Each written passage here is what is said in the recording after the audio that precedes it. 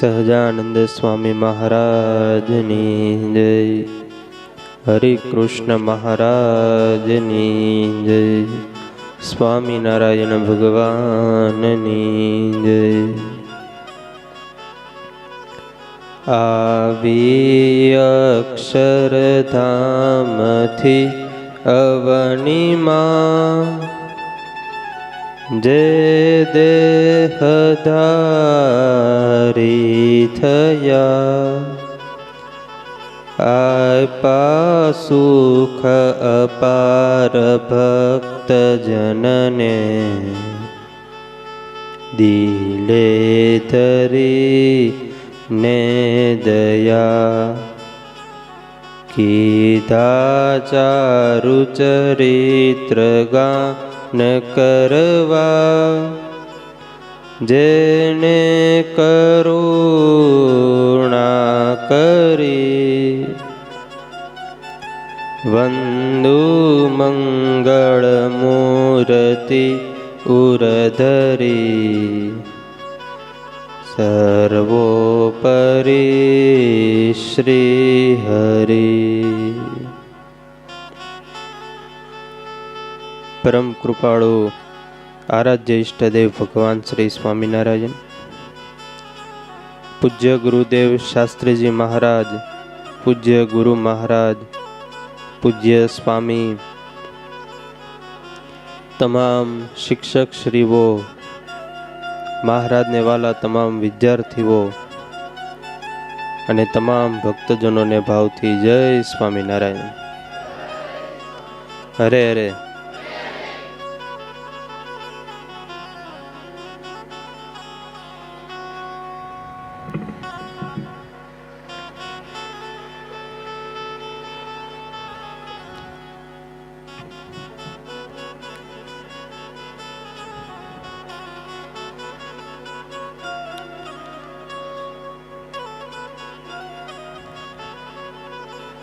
ભગવાનના માતા પિતાના દિવ્ય લગ્ન થયા છે. ધર્મદેવનું ગામ હતું ઈટાર, પણ સસરા કૃષ્ણ શર્માએ કીધું કે તમે ઘર જમાઈ તરીકે અહીંયા છપૈયામાં રહ્યો, અને એટલા માટે ધર્મદેવે છપૈયામાં રહ્યા છે. ધર્મદેવ અને ભક્તિ માતા બંને પોતાના દાંપત્ય જીવન સુખેથી અને પ્રેમેથી પસાર કરી રહ્યા છે. આનંદમાં ને આનંદમાં દિવસો પસાર થાય છે.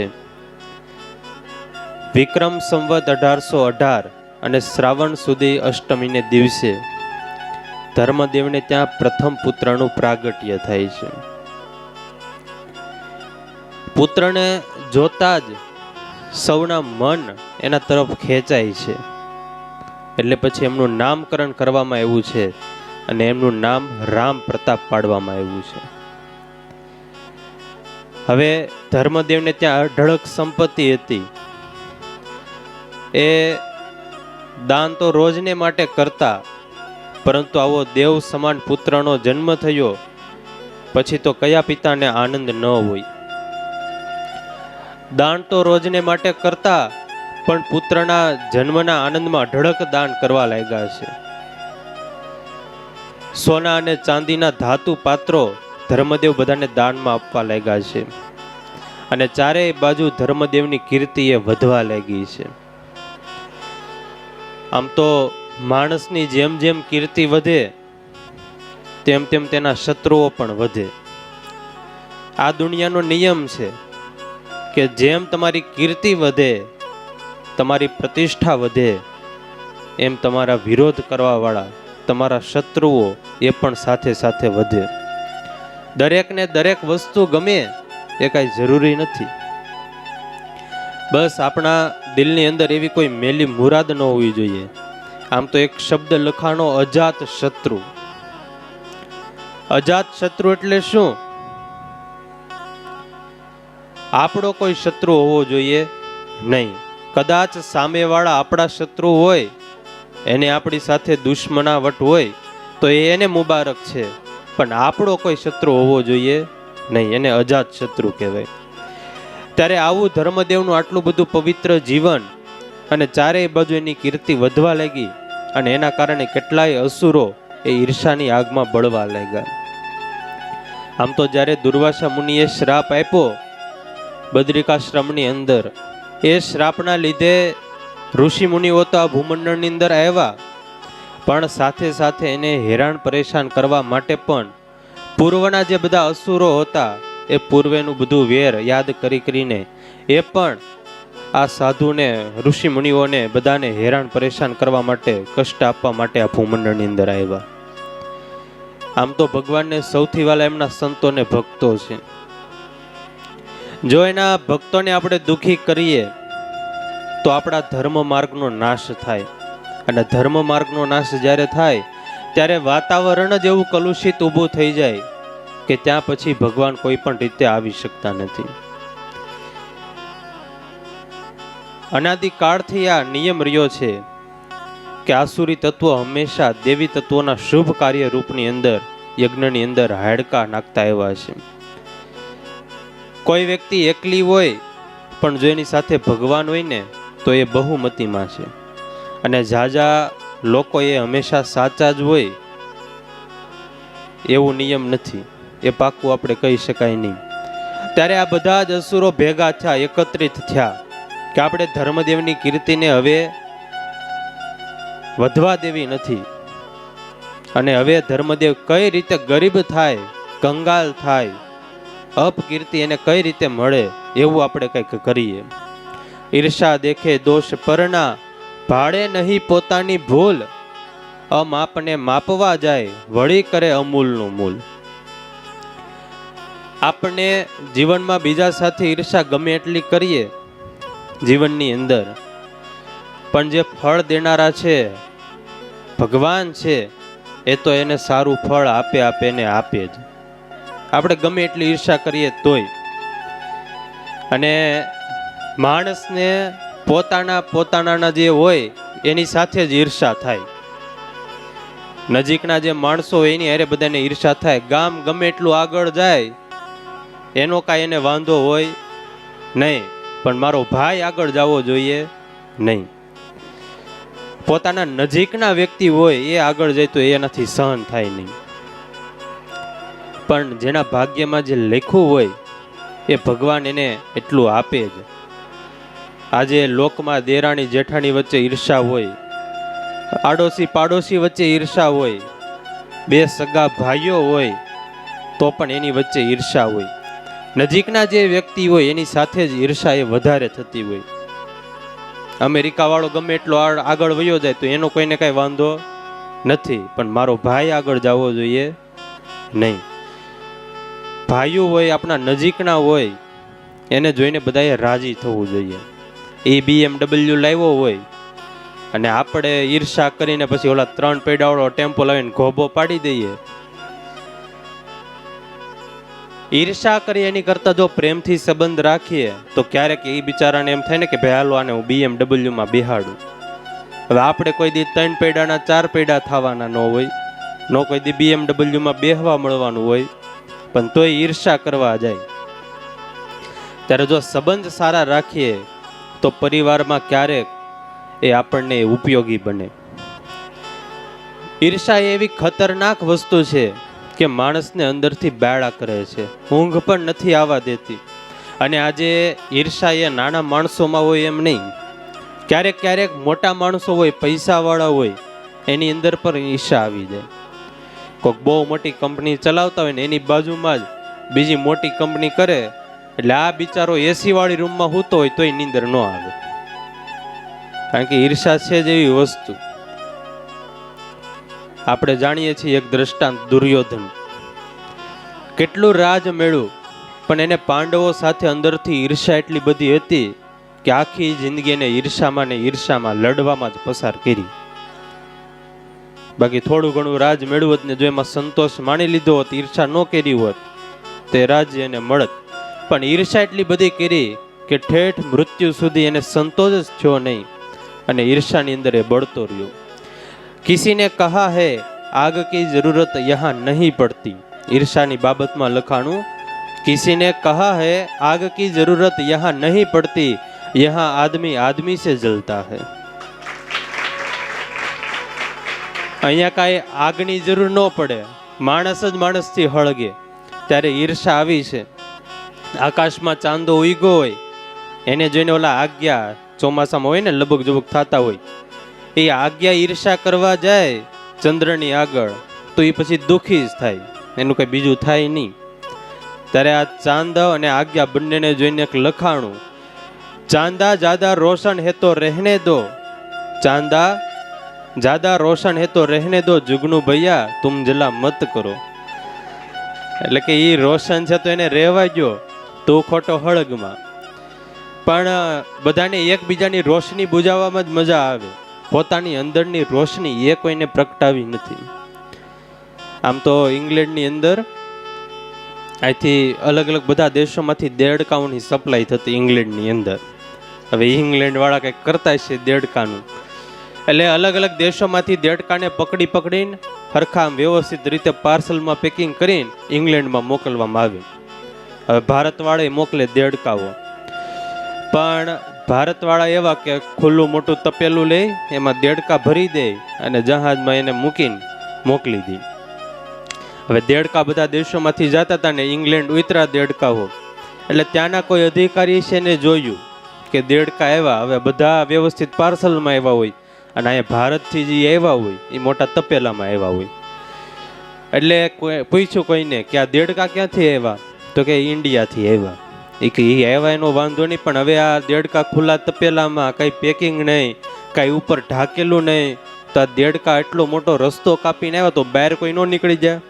એ કે ન નીકળે. એ કે કેમ?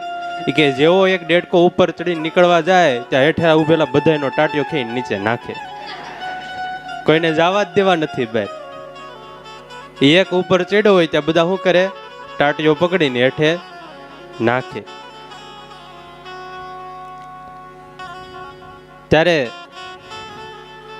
ઈર્ષા એ કોઈને આગળ વધવા ન દે. આપણા નજીકના હોય આગળ જતા હોય તો એ જ આપણને રોકે. તમારે વિરોધી માણસ ક્યારેય ઊભા કરવા ન પડે, એ તો તમે થોડાક આગળ વધો એટલે તમારા વિરોધી એ આપોઆપ એ ઊભા થઈ જાય. વાવેતર તો માંડવીના કરવા પડે, ખડના વાવેતર ક્યાંય કરવા પડે નહીં, એ તો આપોઆપ ઉગે. એક બીજી દેડકાની વાત કરું તમને. એક કૂવામાં ઘણા બધા દેડકા રહેતા હતા, એમાં આપણે કેમ આવ્યા હોય એમ એમાંય કૂવામાં હશે ને. એટલે એક દેડકો મોટો હતો, એ રાજા હતો બધા દેડકાઓનો, પણ પૈસા ખાઈ જતો હોય છે ને બધાને ગમતું નહીં હોય. એટલે દેડકાનું મંડળ ભેગું થયું ને નક્કી કર્યું કે હવે આપણે આ રાજા છે એને કાઢી નાખીને બીજા કોઈને આપણે આગેવાન બનાવીએ, કારણ કે આ દેડકાનું કામ રેડી નથી. એટલે જે મોટો દેડકો હતો એને રાજામાંથી આગેવાનમાંથી કાઢી નાખ્યો, બીજો કોઈ દેડકો હશે એને આગેવાન રાખ્યો. હવે આ જે ભૂતપૂર્વ રાજા આગેવાન હતો દેડકો, એને ગમ્યું નહીં, ઈર્ષા થઈ કે આ બધા મારા ને મારા મારી નાચના નહીં, મને ને મને કાઢી નાખ્યો. એટલે એને કર્યું એવું, પહેલાં તમને બધાને ખબર હશે કે મોટરની સિસ્ટમ નહોતી, એટલે કૂવામાંથી પાણી ખેંચવા માટે કોહ હાલતી. એમાં એવું હોય કે કોહ અંદર જાય કૂવામાં, પછી એની હારે બળદ બાંધ્યા હોય, એ બળદ આમ હાલ્યા જાય અને કોહ પાણીની ભરાઈ ગઈ પાછી ઉપર ખેંચાય અને જ્યાં ધોરિયો હોય ત્યાં પાણી ઠલવાઈ જાય. એટલે આ કોહ પહેલાં હાલતી કૂવાની અંદર. આગેવાન જે આ દેડકો ભૂતપૂર્વ હતો એ એમાં બેસી ગયો કોહની અંદર અને બહાર આવ્યો અને ઊભા ધોરીએ ચડ્યો. હવે ધોરીએ હેલો જતો તો એમાં સામેથી સાપ મેળ્યો. એટલે સાપ મેળ્યો એટલે સાપ ખાવાનો પ્રયત્ન કરવા જતો હતો. એટલે કીધું ભાઈ તું મને રહેવા દે, હવે હું એક અવડો એવો દેડકો, મને તું ખાય તો કે તારું એટલું બધું કઈ પેટ ભરાશે નહીં, એની કરતા એક કામ કરું હું તને એક માર્ગ બતાવું, તારે મહિનો સુધી ખૂટે નહીં. એ કે એમ? હા. એ કે મહિનો સુધી પાકલ જીબડા કુણા ચીબડા તારે જેવા ખાવો એવા મળે. તો કરવાનું શું મારે? કે તું મારી યારે ધોરીએ ધોરીએ હેલો આવ, હમણાં ઓલા ખેડૂતની કોહ ખાલી થાય અને અંદર કૂવામાં જાય, એમાં તારે બેસી જવાનું. કૂવામાં તારે રહેવાની વ્યવસ્થા છે અને જમવાની વ્યવસ્થા છે. ધોરીએ ધોરી જો સાપ કોહની અંદર બેસી ગયો, ઉતારી કૂવામાં અને સાપ ઉતરી ગયો અને પછી બધા દેડકા હતા એને ખાઈ ગયો. ત્યારે આખી નાઈતને કોને મરાવી? આ રાજા જે ભૂતપૂર્વ આગેવાન દેડકો તો એ બહાર બેઠા બેઠા જલસા કરે અને ઓલા બધાને મરવી નાખ્યા. ત્યારે ઈર્ષા એવી વસ્તુ છે કે જે આપણા નજીકના હોય એ જ આપણને નડા કરે. કંચન તજના સહજ હે સહજ તિરિયા કા ને માન બડાઈ ઈર્ષા દુર્લભ તજનાઈએ.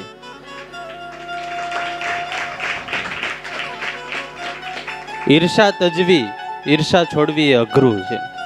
પણ વાલા ભક્તજનો એટલું યાદ રાખજો કે જીવનમાં જે ખરાબ કરે બીજા સાથે, એની સાથે ભગવાન પણ ખરાબ જ કરે. આજ નહીં તો કાલ એનું ફળ એને ભોગવવું જ પડે.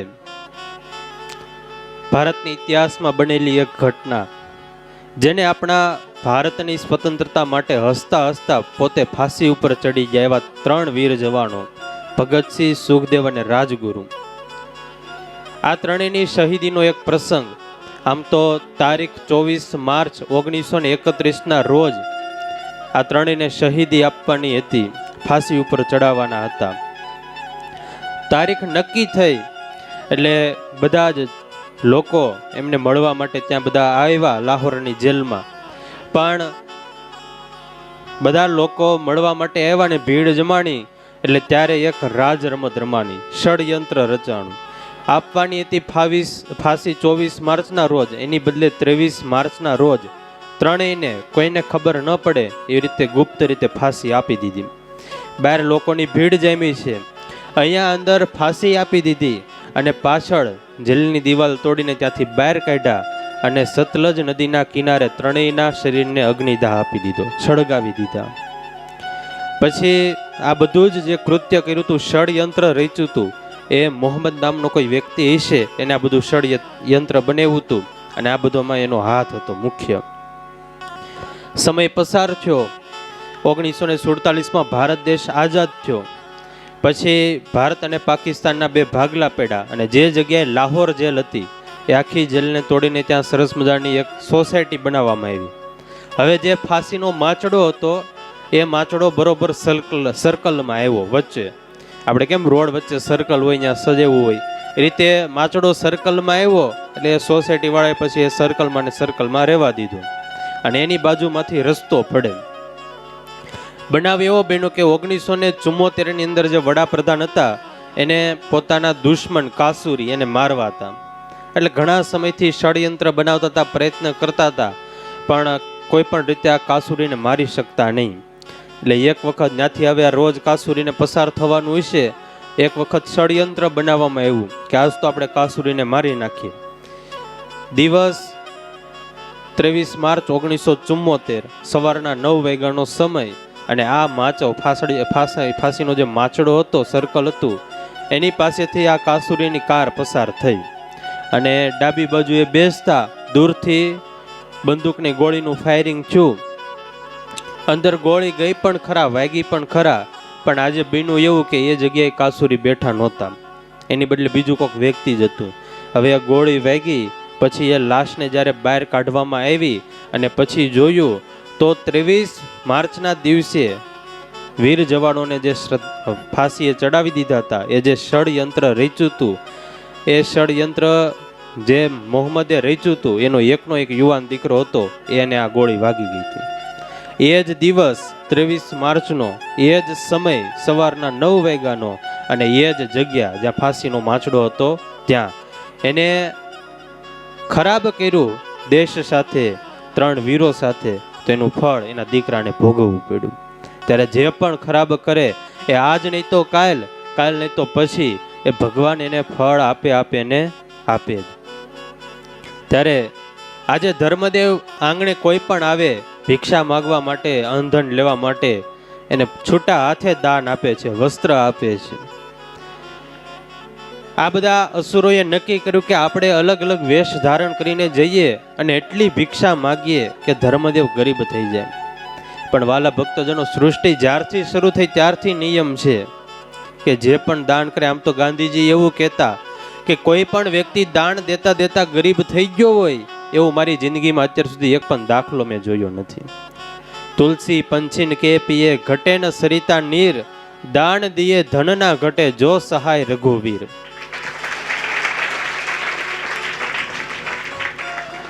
કોઈને આપણે આપીએ કાંઈ પણ વસ્તુ, ખાલી આ પૃથ્વીને આપણે એક દાણો પૃથ્વીમાં વાવીએ તો પણ એ અનંત ગણા કરીને આપતી હોય, તો જો આપણને ચેતન્ય વસ્તુને આપીએ તો ભગવાન આજ નહીં તો કાલે અવશ્ય વસ્તુ આપણને આપે જ.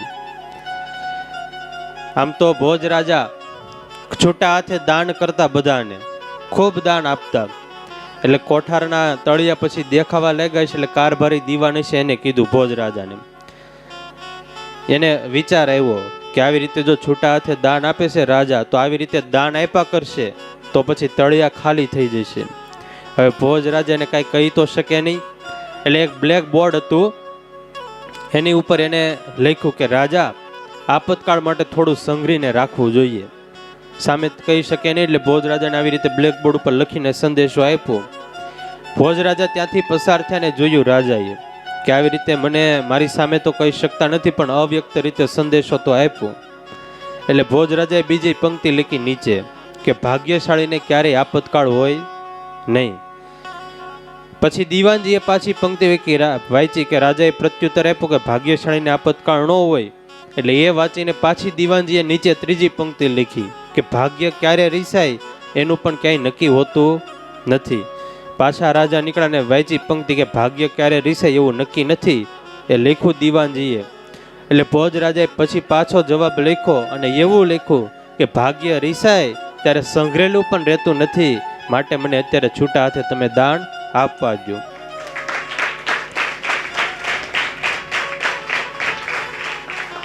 ધનની 3 ગતિ લખી, પૈસા ધન એની 3 ગતિ લખી. દાનમ ભોગો નાસ્તસ્તિ.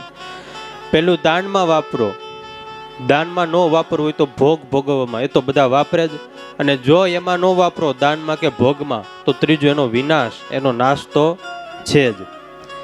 2 दिन की जिंदगी मुस्कुरा के बिता लो, पराए है जो उनके अपना बना लो, पैसा तो किसी के साथ जाएगा ही नहीं, दान करके थोड़ा पुण्य भी कमा लो.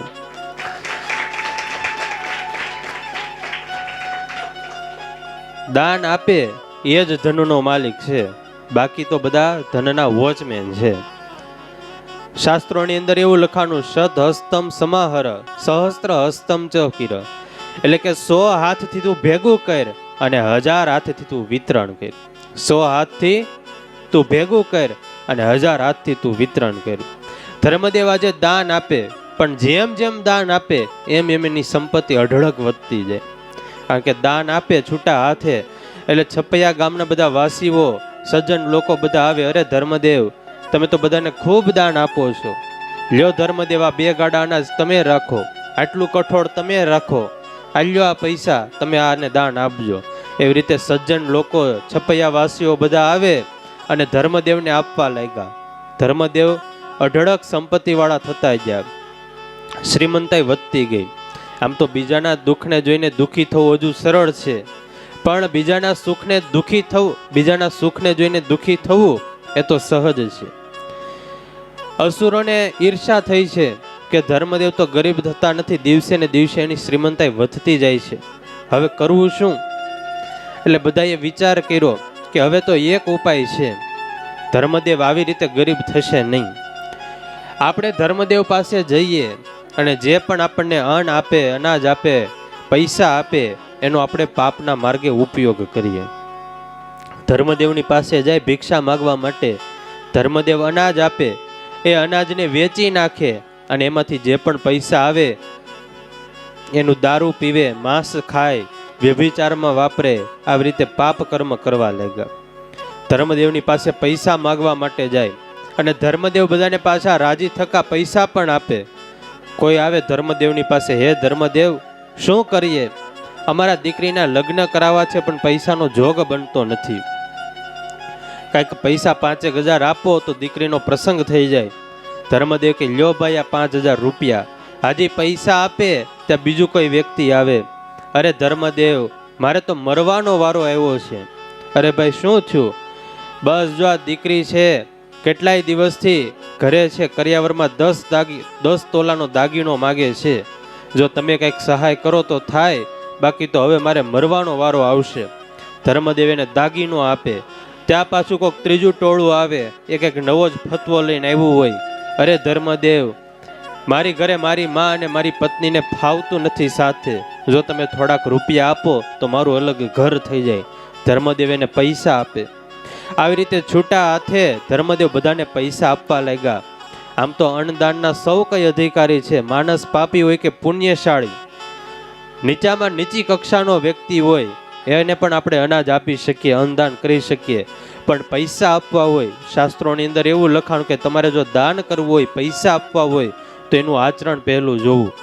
જો આપણે આચરણ જોયા વગર એને દાન આપીએ અને જો એ પૈસાનો એ પાપ કર્મ આચરે, પાપની અંદર એનો ઉપયોગ કરે તો એનું ફળ, એનું પાપ એ આપણને પણ લાગતું હોય.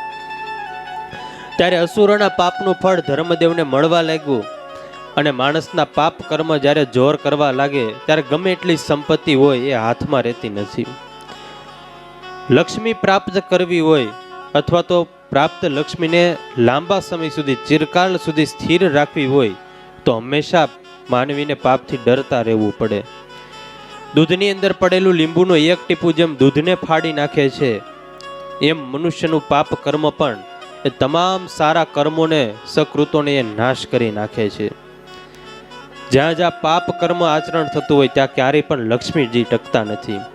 આજે ધર્મદેવને ગરીબી આવવા લાગી છે, કોઠાર અને ભંડારના તળિયા આવે દેખાવા લાગ્યા.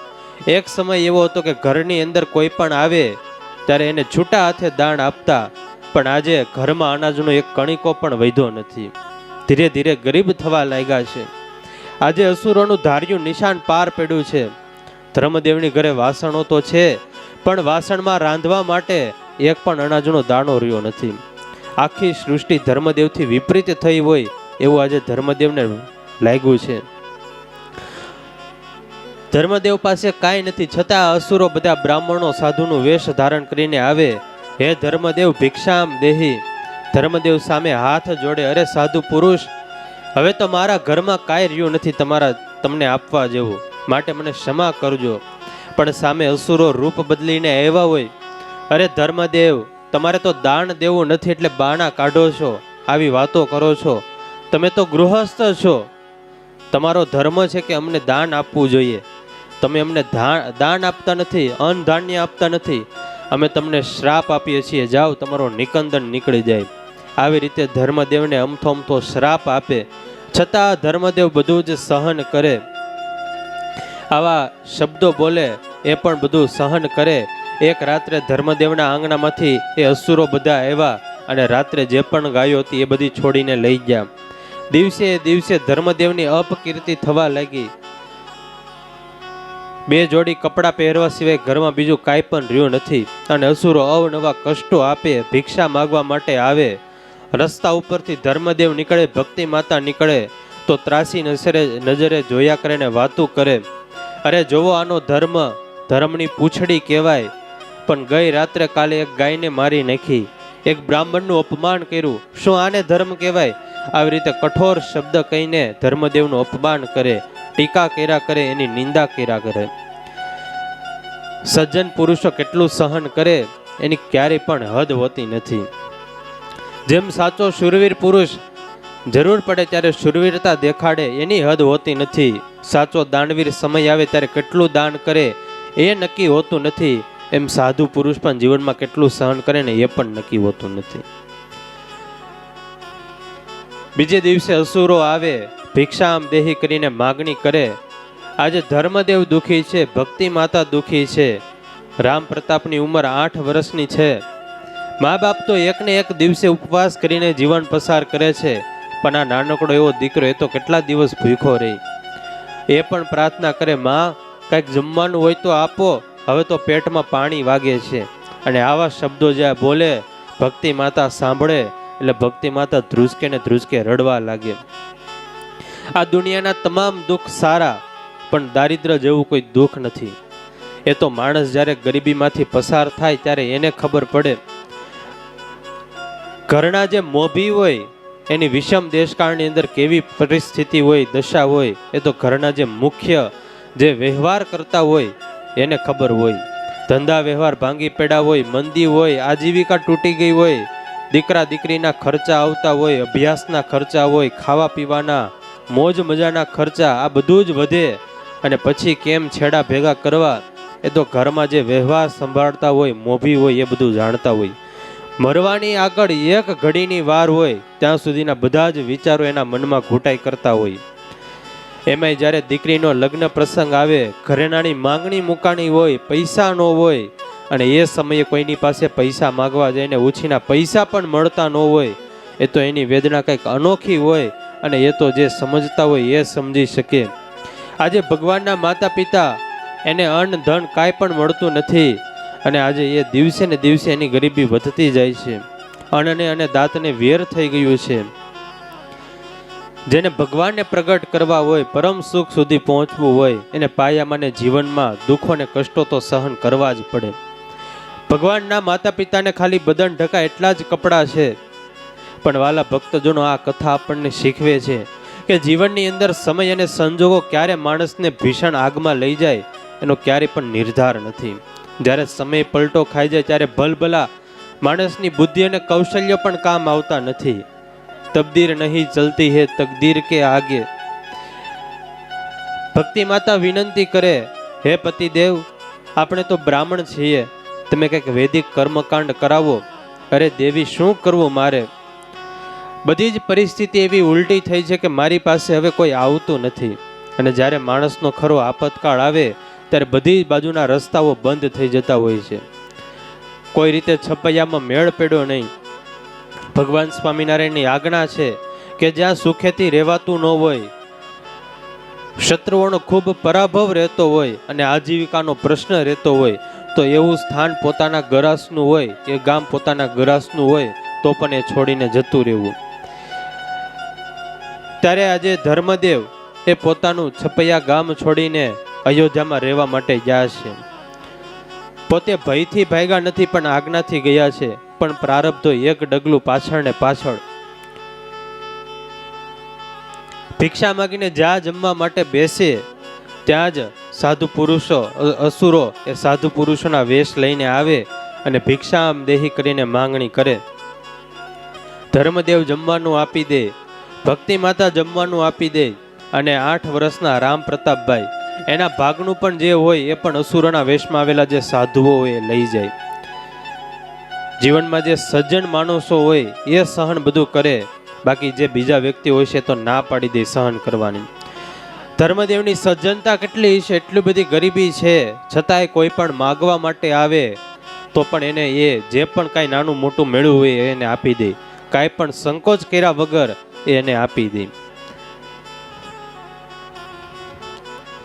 જીવનની અંદર પછડાટ તો બધાને આવે, પણ જ્યારે પણ આવા પછડાટ આવતા હોય ત્યારે વિચાર એવો રાખો કે જ્યાં સુધી મને મારા જીવન રૂપી આજીવિકાનો માર્ગ ન મળે ને ત્યાં સુધી બધાએ મનમાં એમ ધારવું કે કોઈ બહુ મોટો માર્ગ એ મારી પ્રતીક્ષા કરી રહ્યો છે.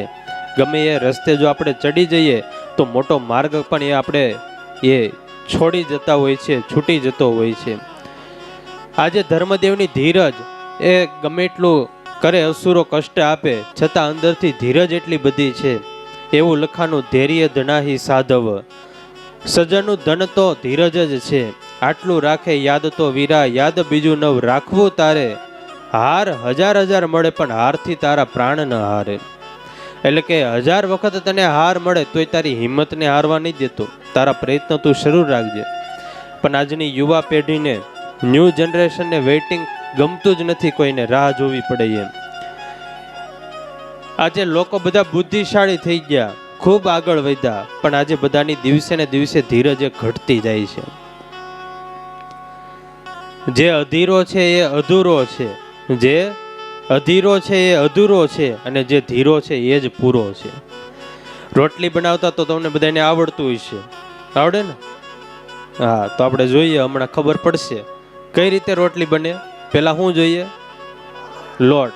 સૌથી પહેલા લોટ લેવાનો, પછી એમાં દૂધ નાખવાનું, ઠેર.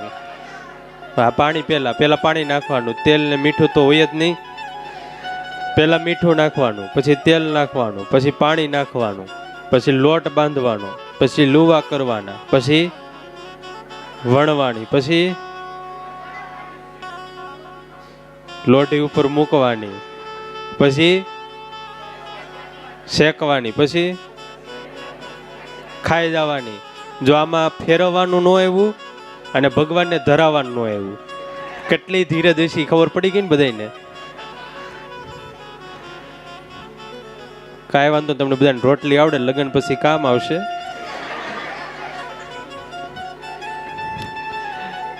પહેલી વખત જ્યારે રોટલી કરતા હોય ત્યારે એવું બને કે પહેલી વારમાં જ રોટલી આવડી જાય.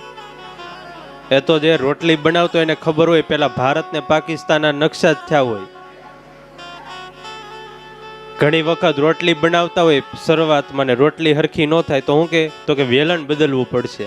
આમાં આપણો તો કઈ વાક નથી, આ વેલણ હરખું નથી. ત્યારે વેલણ બદલવાથી રોટલી સારી ન થાય, વલણ બદલવાથી થાય. ધીરજ રાખવી પડે, ધીરજ રાખે તો એને આવડે. સ્વિમિંગ શીખવું હોય તરવાનું તો એમાં કે એવું હોય એપ્લિકેશન તમે ઇન્સ્ટોલ કરો ને તરતા આવડી જાય. એ તો ધીરજ રાખવી પડે. જો એમાં ઉતાવળે કરવા જાય, ઉતાવળા થાય તો પાણીમાં ડૂબી જાય ને રામ બોલો ભાઈ રામ થઈ જાય. ત્યારે જીવનમાં જે ધીરજ રાખે એ આગળ જાય. જીવનનો ક્રમ છે, સુખ અને દુઃખ તો આવે. માણસને જીવનમાં જે પણ મળે છે એ બધું અનુભવમાંથી મળે છે. અને હંમેશા અનુભવ એ ખોટા અને ખરાબ વસ્તુમાંથી, ખોટા અને ખરાબ નિષ્ફળતામાંથી આપણને મળતા હોય છે. જીવનમાં સફળ વ્યક્તિ ક્યારેય પણ એની સફળતા પાછળ ચિંતન કરતો નથી. માણસ જ્યારે નિષ્ફળ જાય ત્યારે એના મન એ 4 મન બની જતા હોય છે. અને જીવનમાં ખૂબ આગળ જવાનું જેને લખ્યું હોય, મોટો માર્ગ કે મોટું સ્થાન લખ્યું હોય, એના માટે એની પૂર્વ તૈયારી, પૂર્વ કસોટી પણ એટલી જ મજબૂત હોય છે.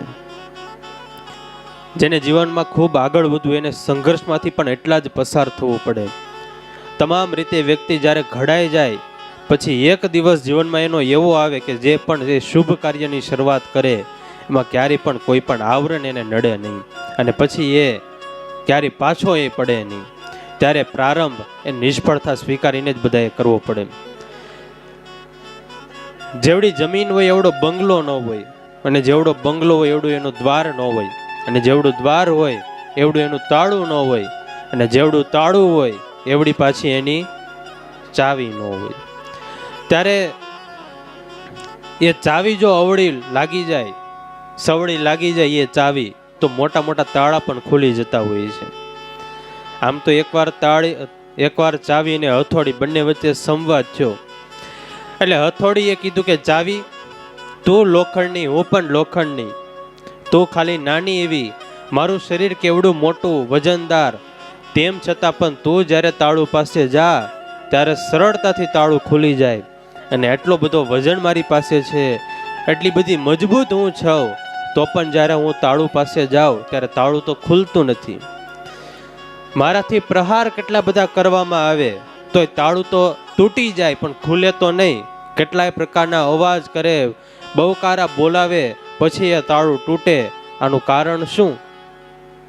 અને ત્યારે ચાવીએ બહુ સરસ જવાબ આપ્યો, હથોડી, તું લોખંડની છે એ તો વાત તારી સાચી, પણ તું પ્રહાર બહારથી કરશો, પ્રહાર બહારથી કરશો. અને હું નાની છું પણ હું તાળાના હૃદય સુધી પહોંચી જાઉં છું, અને હૃદય સુધી હું પહોંચી જાઉં છું એટલે એના હૃદયથી પરિવર્તન થાય છે. ત્યારે બહારથી ગમે એટલા પ્રહાર કરીએ એનો કોઈ અર્થ નથી, પણ જો સંતોના વચન રૂપી, સંતોની વાત રૂપી એકાદો વિચાર એ આપણા હૃદય સુધી પહોંચી જાય ને તો મારું ને તમારું જીવન એ ધન્ય બની જાય.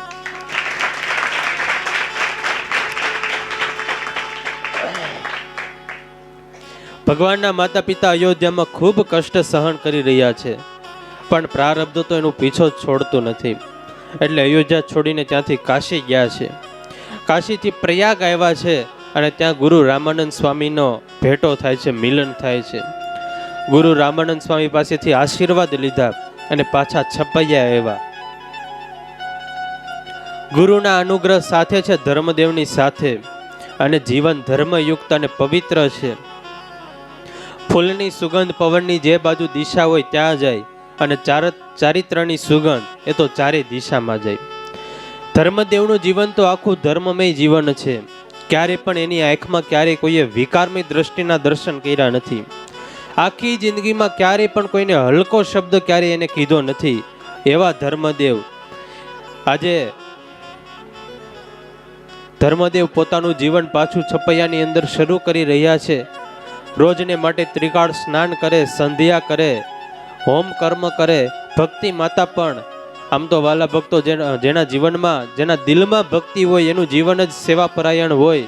આ તો મૂર્તિમાન ભક્તિ છે. એ પણ આખો દિવસ કાંઈ પણ નાના મોટા કામ કરતા હોય, ઘરકામ, એમાં આખો દિવસ ભગવાનને યાદ કર્યા કરે, ભગવાનનું નામ સ્મરણ કર્યા કરે.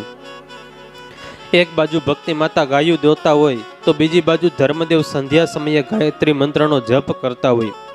અને જ્યારે આવું વાતાવરણ દિવ્ય સર્જાય ત્યારે આકાશમાં રહેલા મુક્તો બધા દર્શન કરતા હોય અને એ પણ વાતો કરે, અરે જોવો તો ખરા, આવો આપણે અત્યાર સુધી તો ઘણા પતિ પત્નીને જોયા, ઘણાના દાંપત્ય જીવન જોયા, પણ આવું દાંપત્ય જીવન તો ક્યારેય કોઈનું જોયું નથી. સૂર્ય ચંદ્રને પણ મનમાં એમ થાય કે સૃષ્ટિનો પ્રારંભ થયો ત્યારથી અનેકના જીવન જોયા, પણ આવું પવિત્ર જીવન, આવું પ્રેમભર્યું જીવન એ તો આપણે ક્યારેય જોયું નથી. છપૈયા ગામની નારીઓ બધા ભક્તિ દેવીનું જીવન જોઈને, પતિવ્રતા જીવન જોઈને બધા જ એને પ્રેમવતી કહેવા લાગ્યા છે. ધર્મદેવ, દેવ શર્મા, એમનું જીવન તો ધર્મમય છે, એટલે છપૈયાના લોકો બધા એને ધર્મ ધર્મ કહીને બોલાવા લાગ્યા છે. દર 15 દિવસે જ્યારે પણ એકાદશી આવે એ દિવસે નિર્જળા ઉપવાસ કરે. ભક્તિ દેવીનું પતિવ્રતા જીવન એને જોઈને બધા જને આનંદ આવે છે. ભગવાનના મોટા ભાઈ રામ પ્રતાપભાઈ 1828નો સમય એવો છે અને એમનો ઉપવિત સંસ્કાર કરવામાં આવ્યો છે, જનોઈ સંસ્કાર. આમ તો બ્રાહ્મણોને માટે લગ્ન કરતા પણ ઉપવિત સંસ્કાર એ ખૂબ જ મોટો કહેવાય, ઉત્સવ કહેવાય. ધર્મદેવના ઘરમાં ખૂબ સુખ છે, સંપત્તિ છે, સમૃદ્ધિ છે, અને એમાં એકના એક દીકરાનો આજે એ ઉપવિત સંસ્કાર એટલે પાછા અઢળક દાન બધાને આપવા લાગ્યા છે. કોઈ પણ યાચક આવે તો એને અયાચક, કોઈ પણ યાચક આવે તો ધર્મદેવ એને અયાચક બનાવીને મોકલે છે. ઘણા પ્રકારના દાણો આપે, ધાન્ય આપે, વસ્ત્રો આપે અને એ છૂટા હાથે બધાને દાન આપવા લાગ્યા. પણ પાછી ધર્મદેવની જેમ જેમ કીર્તિ વધવા લાગી એમ અસુરોની ઈર્ષા પાછી વધવા લાગી. અસુરો સાધુ બ્રાહ્મણનું રૂપ લઈને પાછા આવે અને ધર્મદેવની પાસે દક્ષિણા માગે, ભિક્ષા માગે. ધર્મદેવ આપે પણ ખરા, પણ અસુરો પાછા એના પાપ માર્ગે ઉપયોગ કરે અને જેમ જેમ ધર્મદેવની કીર્તિ વધતી હતી એમ એમ પાછા ધર્મદેવે ગરીબ થવા લાગ્યા. માંડ ઘણા દિવસે પાછા સુખ સુધી પહોંચાતા, સમૃદ્ધિ એવીથી સુખી થતા, પણ પાછા એ અસુરો હેરાન પરેશાન કરવા લાગ્યા. ઉપદ્રવ એનો બધાનો વધવા લાગ્યો. ભક્તિ માતા દુખી થઈ રહ્યા છે. આજે ભક્તિ માતાને પોતાનું દુઃખ નથી, પરંતુ જે દિવસે એમના લગ્ન થયા એ વખતે સસરા બાલ શર્માએ કીધેલું કે ભક્તિ, તમારું જીવન એ ભક્તિમય છે, પણ તમે ધ્યાન રાખજો, તમારું ફરજ ક્યારેય તમે ચૂકતા નહીં. તમે તમારી ફરજનું પાલન કરજો, તમારા પતિને પરમેશ્વર માણીને એમની સેવા કરજો. બસ હવે પતિની સેવા કઈ રીતે કરું, કારણ કે ઘરમાં જમવા માટે કાંઈ ધાન્ય નથી, પહેરવા માટે પૂરતા પ્રમાણમાં વસ્ત્ર નથી, ધન નથી, પૈસા નથી, સંપત્તિ નથી. હવે મારા પતિદેવની સેવા કઈ રીતે કરવી? આજે ભક્તિ દેવીને અંદરથી દુઃખ થઈ રહ્યું છે. અને ભક્તિ માતા એક બાજુ ધ્રુસકે રડતા હોય ત્યારે ધર્મદેવ એને ધીરજ દેવા માટે આવે. ધર્મદેવ ભક્તિ દેવીને ધીરજ આપે કે દેવી, હવે તમે ધીરજ ધારણ કરો. વિશ્વના કલ્યાણને માટે અસાધારણ વિભૂતિનું આ ભૂમંડળની અંદર પ્રાગટ્ય કરાવવું હોય, અવતરણ કરાવવું હોય તો આપણે ધીરજ તો રાખવી જ પડશે. દરેકને ભગવાનના અવતરણ માટે, ભગવાનના પ્રાગટ્ય માટે કંઈક ને કંઈક બલિદાન આપવું પડે છે. જો ભગવાને આપણા જીવનમાં દુઃખ લખ્યા હોય અને ભગવાન જો આપણા ઘરે પધારવાના હોય તો આપણે ધીરજ ધારણ કરવી પડશે, આપણે એટલું દુઃખ સહન કરવું પડશે. દેવીને, ભક્તિ દેવીને ધીરજ આપે છે અને ધીરજ આપતા ધર્મદેવ કહે, દેવી તમે ધીરજ ધારણ કરો, જે પણ ધીરજ રાખે એને બધા જ સારાવાના થાય. ત્યારે આ કથામાંથી આપણે શીખવાનું એ છે કે માણસ માત્રને સુખ તો જોઈએ છે, પણ જીવનમાં કોઈને ધીરજ રહેતી નથી. આજે સુખી બધાને થવું છે, પણ ધાર્યું કોઈનું થતું નથી. બધા જ માનવો આપણે દોડીએ છીએ, પણ શેના માટે દોડીએ છીએ? સુખ મેળવવા માટે, સંપત્તિ મેળવવા માટે. પણ સુખની અંદર ભગવાનનો ભગત એ ક્યારેય છકી ન જાય અને દુઃખની અંદર ક્યારેય એ દુઃખી ન થાય.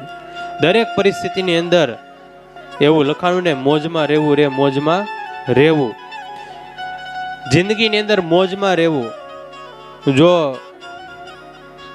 કાંઈ ન મળે તો 100 રૂપિયાના રોજમાં રહેવું, કાંઈ જમવા ન મળે તો લોજમાં રહેવું, પણ છેલ્લે હેમાં રહેવું?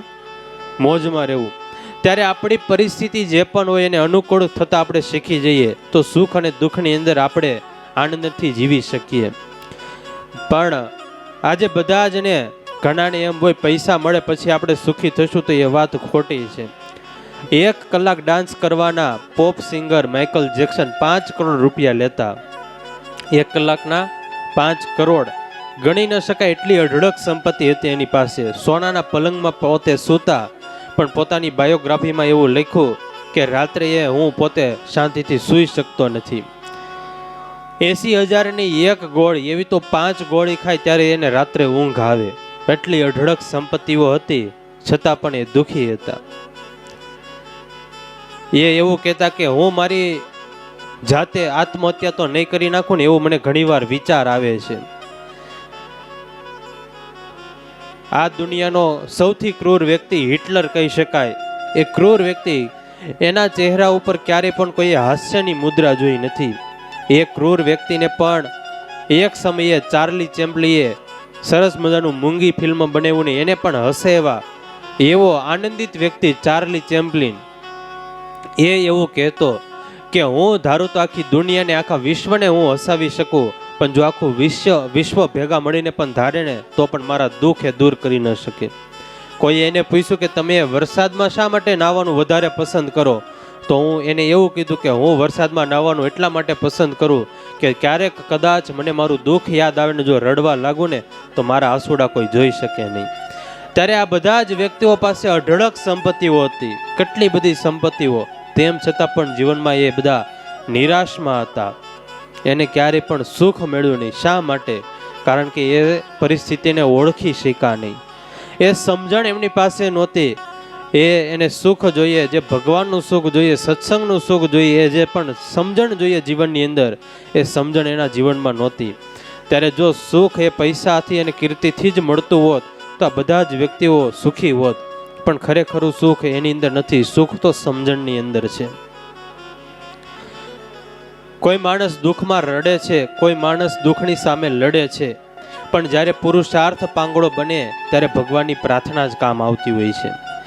ભગવાનનો ભગત છે એ શરણાગત બને ભગવાનની આગળ, અને જે વિશ્વાસુ ભક્ત હોય એનો વિશ્વાસ જ એટલો બધો દ્રઢ હોય અંદરથી કે એને સાચી પરિસ્થિતિ, એ જ્યારે પણ કાંઈ પણ સુખ દુઃખ આવે એ પરિસ્થિતિને ઓળખી જાય. અંદરથી વિશ્વાસ એટલો બધો દ્રઢ હોય ત્યારે એને દુઃખની અંદર શું કરવું અને શું ન કરવું એ વિચારો આપોઆપ એને આવતા હોય. દુઃખ મેં તડપો મત, સુખ મેં ભૂલો મત, પ્રાણ જાય મગર નામ ભૂલો મત, મુરલી વાલે કો મન से रिझाते चलो, कृष्ण गोविंद गोविंद गाते चलो. આજે ધર્મદેવ અને ભક્તિ માતા ફરીથી દુઃખી બન્યા છે. ભક્તિ માતાની હવે ધીરજ રહી નથી, અને જ્યારે જ્યારે ભક્તના જીવનમાં ધીરજ ખૂટે ત્યારે ખુદ ભગવાન એને ધીરજ દેવા માટે આવતા હોય. આગળના પ્રસંગો હજી આપણે શ્રવણ કરીશું આગળની સંસ્કાર સભામાં. અને હવે તો ભગવાનનું અવતરણ થવાનું છે. ભગવાન આ પૃથ્વી ઉપર પ્રાગટ્ય એમનું થવાનું છે. ત્યારે આગળની વિશેષ કથાઓ એ હવે આપણે આવતી સંસ્કાર સભામાં શ્રવણ કરીશું. આજની સભાને અહીંયા વિરામ આપીએ. સહજાનંદ સ્વામી મહારાજની જય.